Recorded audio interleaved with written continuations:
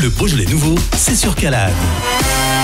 Calade 100.9, notre spécial à l'occasion de cette fête du Beaujolais nouveau 2020. Elle a lieu quand même, la fête, ici, dans les locaux de Calade 100.9, au Grand Moulin de Glaisé. Benoît Adam, on passe un moment pour l'instant très intéressant avec de multiples invités. On va enchaîner, on va continuer. Ce sont ceux qui ont l'habitude de la fête parce que eux, c'est leur quotidien. Hein. Ils sont là pour ça qu'on va accueillir autour de Sylvie Rosier maintenant. Le Beaujolais nouveau, chaque année, cette troisième semaine de novembre, c'est pas que ouvrir une bouteille et puis boire un canon avec les copains. Il y a plein de choses qui se passent autour aussi, parce que c'est une grande fête sur tout le territoire, et il y a de la place pour le sport, pour la musique, pour l'amusement. Et bien cette année, là c'est pareil, ça vient un peu bousculer les plans cette affaire. Sylvie, deux invités qui véhiculent la renommée mondiale, j'ai pas peur de le dire, du Beaujolais nouveau, parce que le marathon du Beaujolais, c'est effectivement aujourd'hui un événement qui est planétaire. Même si le 2020 et les 20 000 coureurs sont pour l'instant reportés, mais on va en parler avec Alain. Et puis Amélie Casassol, c'est notre théâtre qui fait venir des artistes toujours vraiment très sérieusement, finement sélectionnés, et donc la réputation du théâtre de Villefranche-sur-Saône, elle aussi, elle a largement dépassé notre territoire. Sylvie, vous êtes très bien entourée là. Oui, très bien entourée. Et merci surtout donc à Alain Bouilly et puis à Amélie Casassol de nous accompagner sur ce troisième plateau dans cette émission spéciale consacrée bien sûr au Beaujolais nouveau. Deux moments forts des Beaujolais Days, bien évidemment le marathon international du Beaujolais et bien sûr les nouvelles voix. Alors vous me permettrez d'abord de m'adresser à Amélie Casassol. C'est la faute à pas de chance, c'est même un peu la malchance Amélie, parce que ça persiste un petit peu. Deuxième année donc de direction du théâtre de Villefranche et des perturbations encore et même une annulation cette année pour les nouvelles voix. Vous devez être franchement très frustrés, tout comme nous d'ailleurs. Oui, je pense qu'on était tous abattus, quel que soit notre secteur d'activité. C'est vrai que la culture a été durement touchée, mais on pense bien sûr à toutes les personnes impactées par ce Covid et cette pandémie. Mais il est vrai qu'on a été contraints d'annuler ce moment festif qu'on attend tous.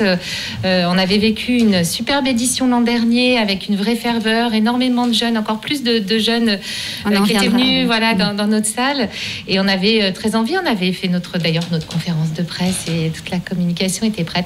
Mais bon, ma foi, ce sera pour mieux rebondir l'année prochaine et on espère que ce sera qu'un mauvais souvenir, cette parenthèse. Moi, je dois avouer que je me sens tout penaud aussi cette année, parce que ça fait 10 ans chaque année qu'on participe à la fête des Nouvelles Voix avec Calade, que pour nous, c'est synonyme de belles rencontres, de concerts, et puis de participer avec vous à ce beau festival. Et bien, c'est vrai que cette année, ça fait tout bizarre un peu quand même.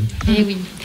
Une année de travail, vous êtes bien évidemment d'accord, on s'y prend énormément à l'avance pour préparer ce type d'événement. Ce sont des techniciens, des artistes, mais pas seulement. Il y a vraiment une grosse machine, c'est une usine qui participe vraiment aux festivités locales de prestige. On l'a dit tout à l'heure, c'est quand même relativement dramatique, même au niveau économique, on va dire. Ne serait-ce que pour les structures, bien évidemment, mais aussi pour toutes les personnes qui vous accompagnent, techniciens. Ils en vivent, bien évidemment, et les artistes aussi, Alain Brouilly. Oui, et bien évidemment, pour les sportifs, c'est la même chose. Oui, mais puisque vous avez lancé le débat sur l'économique, effectivement, c'est une catastrophe pour nous, puisqu'on a travaillé depuis plus d'un an sur la préparation de cet événement, et puis que cet événement n'aura pas lieu. Donc nous, on a décidé relativement tôt, on a décidé au mois d'août, d'annuler la manifestation. On avait très envie de la faire quand même. Et puis à un moment, entre la passion et la raison l'a emporté. Au mois d'août, le conseil d'administration a décidé l'annulation du marathon. Et je crois que ça a été une sage décision, puisque vu ce qui s'est passé par la suite avec les décisions gouvernementales de confinement, de toute façon, la manifestation n'aurait pas eu lieu. Et la décision précoce nous a permis de limiter un petit peu la casse.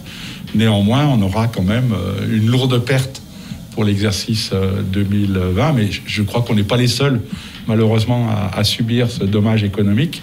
J'espère simplement qu'on pourra être suivi de nos partenaires et qu'on aura la possibilité d'un rebond. On l'a beaucoup entendu, nous les journalistes qui sommes sur le terrain, aussi bien par les viticulteurs, mais aussi par les commerçants, par les restaurateurs, etc., que c'est vraiment un manque à gagner, on ne peut pas l'imaginer sur la localité. Et beaucoup m'ont dit de regretter effectivement ce marathon du Beaujolais, qui est quelque chose d'assez international, moteur dans la dynamique locale. Nous, on a fait réaliser quelques études depuis le temps, là, et normalement, les retombées économiques pour la région, c'est 2 millions d'euros. Donc 2 millions d'euros qui ne seront pas là cette année, quoi. Donc c'est du chiffre d'affaires en moins dans les hôtels, dans les restaurants, dans tout ce qu'on achète à droite, à gauche, etc., quoi. Donc effectivement, l'impact économique, mais je ne voudrais pas qu'on ait que le focus économique, mais l'impact économique sera fort. On va y venir. L'équipe du marathon ne se laisse pas abattre et vous avez imaginé quand même quelque chose qui nous permettra de faire quand même ce marathon international du Beaujolais, mais bon, de chez nous, de notre PC ou de notre confinement à domicile en quelque sorte. On a lancé un défi, c'est de faire dans le Beaujolais ce week-end 2020 km en parcourant soit en courant, soit en marche à pied. Donc qu'on se le dise. Si vous souhaitez participer, c'est très simple. Vous allez sur le site ou sur la page Facebook du Marathon du Beaujolais. Et puis, vous réalisez des kilomètres pendant le week-end, en courant ou en marchant. Vous faites des photos, vous faites des vidéos, et puis vous postez tout ça. Et ça permettra qu'effectivement, cette 16e édition, elle ne sera pas blanche, elle aura une existence quand même. C'est un pis-aller, mais bon... au moins, ça a le mérite d'exister. Voilà. Est-ce qu'une grosse structure comme celle-ci peut se relever ? J'espère bien. Ouais. Là, on est déjà prêts. Mais est-ce qu'il y a un doute ? Non, pas du tout. Pas du tout. Très bien. On a pris le taureau par les cornes. On se laisse pas abattre par ça.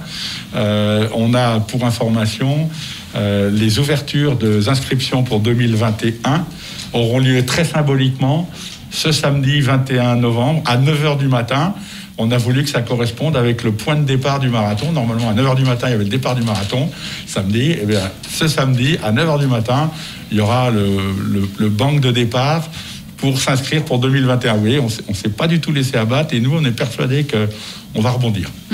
Amélie Casasol, on l'a évoqué tout à l'heure, effectivement, les Nouvelles Voix est une des grandes manifestations. Bon, bien sûr, il y a d'autres petites structures tout au long de l'année qui accueillent ces jeunes artistes émergents. Et qui font venir effectivement beaucoup de jeunes qui ordinairement vont plutôt du côté des grandes salles, pour pas les citer, mais enfin bon, du côté un peu de Lyon et de Mâcon, etc. Et c'est un temps fort.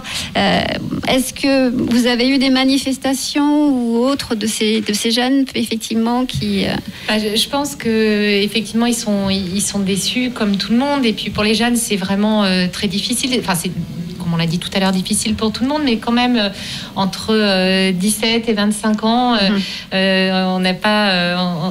c'est justement l'âge où on a envie de sortir, faire la fête, partager des choses avec ses amis, notamment la musique, les concerts, comme vous le dites, c'est une des premières pratiques culturelles des jeunes, en fait.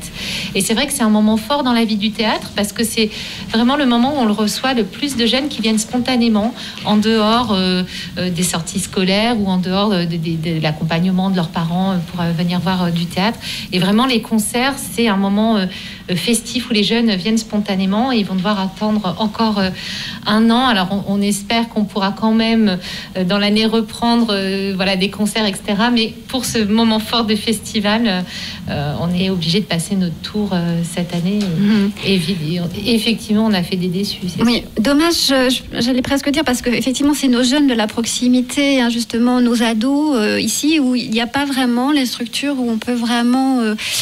c'est vrai, c'est un petit peu un manque d'une salle qui pourrait se retrouver. Ça, je pense qu'il faut aussi peut-être y penser, parce qu'on voit, nous, sur les Nouvelles Lois, effectivement, on voit bien que c'est vraiment les jeunes qui sont intéressés. Oui, les salles de concert. Alors après, il y a une salle avec qui, d'ailleurs, on est partenaire, qui est 472, qui est une salle qui fait des concerts également dans l'année, mais c'est vrai qu'il n'y a pas ce qu'on appelle les SMAC, les scènes de musique actuelle, comme on peut avoir à Mâcon ou à Lyon. Après, on n'est pas très loin, c'est aussi pour ça, sur le maillage territorial, l'offre culturelle, elle se partage. Après, tout au long de l'année, à Villefranche, on accueille quand même des concerts. On a une orientation musique assez importante. Et puis du théâtre, on essaye aussi du cirque, de s'ouvrir aussi le maximum pour les jeunes. Mais c'est vrai que oui, forcément, ils viennent nombreux à ce moment de l'année parce que c'est leur moment justement à eux et voilà où il y a l'occasion de faire la fête pendant 3 jours avec des musiciens, des gens qui sont entendus à la radio et ils sont fiers aussi de venir les voir. En proximité. Sylvie, j'ai une question un peu parallèle pour nos 2 invités. Très bien. Vous êtes tous les 2 en contact avec ces acteurs du spectacle et donc du monde du sport, ces artistes de grand talent qui se révèlent souvent à Villefranche, aux Nouvelles Voix, et puis ces grands athlètes de niveau international, parce que les temps pour les tout meilleurs sont de niveau mondial. Comment sont-ils? Ne pas courir pendant des mois pour eux, ça doit être vraiment terrible, sans compétition, et puis ne pas se produire devant un public. Comment vous les trouvez? Est-ce qu'ils sont déprimés? Comment sont les acteurs? C'est très dur, je pense, comme les sportifs ou j'allais dire même plus largement comme les restaurateurs, enfin tous les gens qui ne peuvent pas faire leur métier actuellement. Mais pour les artistes, effectivement, c'est très difficile parce qu'il y a cet inconnu aussi, à quel moment je vais pouvoir remonter sur scène. Et puis, comme vous le disiez tout à l'heure, ça se prépare à l'avance aussi. Donc, à quel moment je prépare mon spectacle, à quel moment il va pouvoir être vu pour pouvoir être programmé. Donc, nous, il y a toute une économie aussi dans l'art qui est à l'arrêt et qui risque de l'être pendant même une fois que les portes vont se réouvrir. Il va y avoir quand même des incidents. Alain, les athlètes, comment sont-ils? Il y a une vraie frustration, on le sait, on le sent. Nous, on avait imaginé peut-être de faire une course plus réduite. Quand on avait annoncé qu'on allait faire une course plus réduite, on a plein de gens qui étaient déjà partants parce qu'effectivement, depuis le début de l'année, pratiquement toutes les courses ont été annulées. Et pour le début de l'année prochaine, par exemple, on ne sait pas quelles courses vont pouvoir être organisées. Il n'y a pas de calendrier, par exemple. Donc les gens, ils sont sur la réserve, ils attendent, quoi. Ils attendent. C'est pour ça que je suis optimiste pour l'année prochaine. Bon, très bien. Voilà. On a bien compris le message. Ils ne perdent pas le moral et ça, c'est tant mieux. C'est tant mieux. En tout cas. Une petite dernière question, tout rapidement, simplement, par rapport au Beaujolais nouveau, bien évidemment. Le vôtre, Amélie, vous avez découvert le Beaujolais nouveau. Vous le connaissiez un petit peu? Ah bon, d'accord. À Lyon, alors? Oui, bien sûr. Oui. Tant mieux. Le Beaujolais était bien sur les tables de Lyon, là. Oui, et puis comme vous disiez, c'est vraiment connu. Je pense que ça a largement dépassé les frontières du Beaujolais. Et c'est vrai que, mais de le vivre à Villefranche, c'est encore mieux, puisque là, on est au cœur de la fête. Et c'est vrai que c'est un moment super festif et de partage. Qui est important pour la vie de la cité, c'est sûr. Bon, Alain Bouilly, vous êtes un pilier du Beaujolais nouveau. Je rappellerai, j'aurai un petit clin d'œil pour terminer sur les Beaujolais Days, puisque j'ai fait partie, j'étais le premier président et j'étais le cofondateur. D'ailleurs, on a eu une triste nouvelle là, pendant cette période de Covid, c'est que notre trésorier de l'origine, André Varro, a été emporté par le Covid. Donc, on aura une pensée très forte pour lui pendant ces Beaujolais Days. Et c'est vrai que ces fêtes du Beaujolais nouveau, dans le Beaujolais, c'est quelque chose de magnifique. Et j'espère que l'épreuve qu'on traverse tous ensemble cette année nous rendra encore plus forts et nous donnera encore plus l'envie d'apprécier cette chance qu'on a de pouvoir fêter le Beaujolais. Voilà, moi je voulais juste faire une petite intervention par rapport au marathon. J'ai vu que vous proposiez un marathon chez soi. Oui, on en a parlé. Oui, voilà. Mais justement, alors moi je me suis penché sur ma calculette. J'ai vu que le marathon fait 42 km 195. J'ai mesuré chez moi pour aller du canapé au frigo, il y a 15 mètres. Bon, c'est pas mal. Voilà. Donc ça me fait 8813 allers-retours. Ouais. Environ 5 par jour, on va dire. J'ai calculé, pour faire un marathon complet, il me faudrait 563 jours.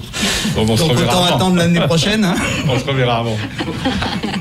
Merci à vous deux. Merci beaucoup de votre participation. Merci. Un grand merci donc à tous les deux, en effet. On va enchaîner parce qu'on a encore beaucoup d'invités qui nous attendent jusqu'à 19h. Mise en perce en direct, évidemment, ensemble ici depuis les locaux de Calade 100.9 au Grand Moulin de Glazé. Les animateurs de Calade 100.9 se sont mobilisés et certains d'entre eux nous proposent des chroniques à l'occasion de ce Beaujolais nouveau. Je voudrais tout de suite qu'on donne la parole à notre spécialiste de ce secteur musical qui est vraiment particulier et qu'il maîtrise tellement bien, il en parle tellement bien. On va donner la parole à Georges Botton pour une petite chronique sur le jazz traditionnel. À tout de suite. Le Beaujolais nouveau en direct sur Calade. Calade.